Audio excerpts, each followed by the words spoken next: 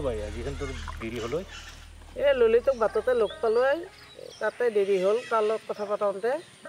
কিবা বোলে নতুন ভোটাৰ লিষ্ট বিলেভ হৈছে যোৱাবাৰ ভোটাৰ লিষ্টত নামটো মোৰ ভুলকৈ আহিছিল